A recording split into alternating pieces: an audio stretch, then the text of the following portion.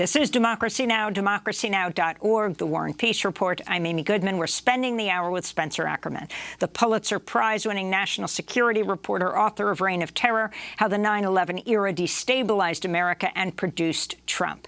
Spencer, you begin your book with the prologue with Timothy McVeigh, visiting the far-right paramilitary compound in Elohim City, Oklahoma, before what you call the prologue's chapter heading, The Worst Terrorist Attack in American History. Talk about the connection you see between the rise of right-wing extremism in the United States and the so-called War on Terror. I thought it was extremely important to see the War on Terror in its fullness, in its totality, and only then can we understand its implications. And I think the only way to really do that is to look at who were the exceptions to the War on Terror, who the War on Terror didn't target, despite fundamentally similar actions. And there we can understand not just what the War on Terror is, but its relationship to American history, which shapes it so deeply. And so I also wanted to kind of start with a journalistic cliche, where the reporter kind of zoologically takes a reader through this unfamiliar and scary world of violence committed by fanatical people who are training with heavy weapons and talk about committing mass atrocity for a sick and supposedly divinely inspired religion. But I wanted those people to be white. I wanted the reader to see how similar these actions were, how similar some of the motivations were, how similar some of the justifications were. But we never treated them like that. The whole purpose of the phrase War on Terror was a kind of social compromise amongst respectable elites in order to not say the thing that they were, in fact, building, which was an expansive war only against some people's kinds of terror, only against non-white people's kinds of terror, only against foreigners' kinds of terror, and not against the kind of terrorism that is the oldest, most resilient, most violent, and most historically rooted in American history, one that seeks to draw its own heritage out of the general American national heritage. People who call themselves not dissenters, not rebels, but patriots, people who are restoring something about America that they believe a corrupt elite that is now responsive to non-white power at the expense of the extant racial caste that has been deeply woven inside not just the American political structure, but the American economy that drives American politics.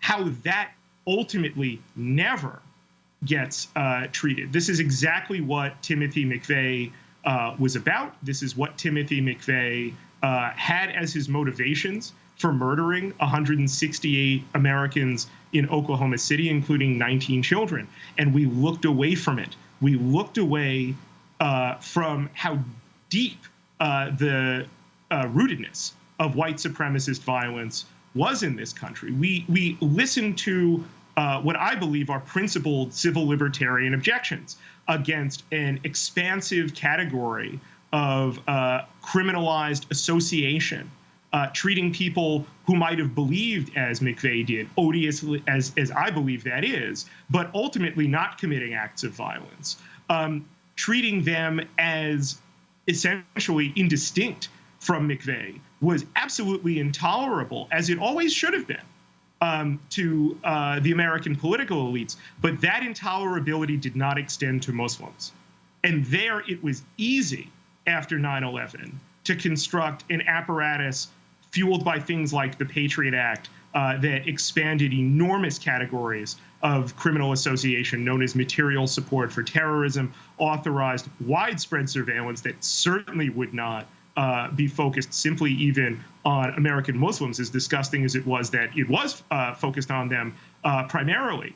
But ultimately, all of these things that both parties that the leaders of the security services and intellectuals created, maintained, and justified so readily against the threat of a foreign menace seen as civilizational, seen as an acceptable substitute for a geopolitical enemy that had served as a rallying purpose throughout the 20th century. The war on terror is kind of a zombie anti-communism in a lot of its political cast and association. And never would any of this be visited upon white people. From the start, the war on terror showed you exactly who it was going to leave out from its carceral, from its surveillance, and from its violent gaze. So I want to go to Donald Trump this week, considering a 2024 challenge to President Biden. Said in a statement, Biden surrendered to the Taliban. Meanwhile, Republicans on the House Armed Services Committee demanded a plan from Biden to stop Afghanistan from becoming a, quote, safe haven for terror groups after the Taliban takeover. This is Republican Congressman Michael McCaul on CNN. We are going to go back, Jake, to a pre-9/11 state, a breeding ground for terrorism. And, you know, I hate to say this, I hope we don't have to go back there, but it will be a threat to the homeland in a matter of time. You have the Republicans now talking about a foreign terrorist threat. The Republicans who have been denying the insurrection of January 6th, calling it, you know, no worse than a group of tourists coming to Washington, D.C., and not wanting to investigate that, even though under Bush, under Trump, the intelligence agencies have said the #1 domestic terror threat is right-wing white supremacists. We see who the war on terror then is now is a mechanism for having terrorism excused, not terrorism dealt with. When that terrorism is white, when it is politically powerful, when for reasons that they themselves probably ought better to explain, politicians sympathize with it, seek to draw strength from it, that's a real serious red flag for American democracy. We don't have to treat it as if it is a new red flag for American democracy. This is always how American democracy has been eroded. This is always alongside the ways in which capital has been extremely willing to ally with white supremacy. This is what the creation of Jim Crow was. This is how the maintenance of segregation in the north of the country, which we don't often talk about as much in its different permutations. I'm a New Yorker. This city is segregated even still. You see that definitely with the way the school system is constructed. Ultimately, we are seeing throughout this past week the ease with which the Republican parties, supposedly now in the Trump era, feeling antipathy to the war on terror, readily snap to war on terror politics when it comes to the demonization of refugees. The idea that America has a responsibility to take in the refugees that it itself creates out of this psychotic racist fear of white replacement, that demographics are ultimately driving the erosion of, in its respectable settings, white political power, not just on the fringes, but at the centers of American governance. And that is a politics of the war on terror that has been here from the start. Trump makes it vastly less subtle, to the extent that it was subtle, than it was before. And his hold on the party is not an accident. His hold here has everything to do with the way that he was able to recognize the ways in which the war on terror is an excellent sorting mechanism for figuring out who is a real American and who is a conditional American. And then, as we saw him using the tools of the war on terror on the streets of cities like Portland and Washington, D.C. and New York, and in the skies over many, as many as 15 cities last summer, he's willing to use it on Americans that he calls terrorists. Spencer Ackerman, you write repeatedly about Adam Hassoun. Tell us his story. Amy, I just want to thank you so much for asking about Adam. I knew you would. You have truly been one of the journalistic heroes of this era. And Adam Hassoun is a symbol of the ways that the war on terror criminalized people. Adam Hassoun is a Palestinian-born man who survived. He grew up in the Lebanese Civil War of the 1980s and immigrated to Florida in the 1990s. And as a refugee himself and an active participant in his community in Miami and South Florida, in the Islamic community there, he wrote a lot of checks to refugee charities, people that he had thought were helping refugees and helping war victims in places like Bosnia, where the wars became genocidal in the Balkans against Balkan Muslims. And ultimately, among the people that he met and tried to help was a convert named Jose Padilla. Jose Padilla would, after 9/11, become famous as someone John Ashcroft accused of trying to set off a radiological weapon inside the United States. And very shortly after that happened, Padilla was at first placed in military custody, an American citizen. That was allowed at the time. The feds came for Adam. And even though Adam had committed no violence, Adam had done nothing criminal, the feds and immigration authorities locked him up, and they leaned on him to try and inform on his community, to try and be an informant. And he refused to do that.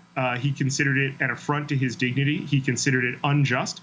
And as a result, he spent a tremendous amount of time. He spent years in jails in Florida, while ultimately the FBI and the local prosecutor, who would eventually be the Trump cabinet member Alex Acosta, came up with pretexts to prosecute him. He was originally charged as a co-defendant with Jose Padilla, who is now placed in federal custody. And even though there was no way that the government could connect him to any act of violence, thanks to the Patriot Act and thanks to, frankly, the atmosphere politically in the years after 9/11, that he could be charged with things that simply, were not acts of violence or acts of active contribution to specific people committing specific acts of violence that the government could name. And he was convicted. And as he was sentenced, the judge reduced his sentence. The feds were seeking life for Adam because the judge recognized that the government couldn't point to any act that he, act of violence that he was responsible for. That was in 2007. He served until 2017 in federal prison, a variety of federal prisons. And then in 2017, when he had finished his sentence, he had figured that he would be deported, that ultimately he would go back to, probably Lebanon. And he was kind of done, as you can imagine, with the United States at that point, but he didn't. What happened instead was that he was sent into ICE detention in Western New York, outside of Buffalo, at a place called Batavia. And after the Patriot Act became law in 2001, there was great civil libertarian fear over one of its provisions, Section 412. Section 412 said that any non-deportable non-citizen, which is to say a stateless person who doesn't have a country that will take that person in, who is deemed a threat to national security by the authorities, ultimately in this case the determination is made by the Secretary of Homeland Security, could be imprisoned indefinitely. That never happened throughout the whole war on terror until it was time to keep Adam Hassoun locked up. Ultimately, in early 2020, around like late February, early March, Adam gets sick to the point where he, we don't know for sure, but he thought that he got COVID. By April of that year, Batavia was the ICE detention facility with the highest COVID outbreak inside. So here was a figure who the United States criminalized, robbed of his freedom, and then ultimately endangered his life by the incompetence and indifference that it showed in allowing COVID to run wild in facilities filled with people that the United States functionally treated as non-people. And it took a very valiant effort by local attorneys and by the American Civil Liberties Union to challenge his detention. Ultimately, instead of outright losing the case, as a judge indicated after she ruled Adam had to go free because the FBI admitted we have that 30 it relied seconds, on Spencer. Sorry. Adam was ultimately successful once the government dropped its case in order to preserve its power to do this. And he lives in freedom, I'm happy to say, right now in Rwanda. We have 30 seconds. What has surprised you most about what is happening today?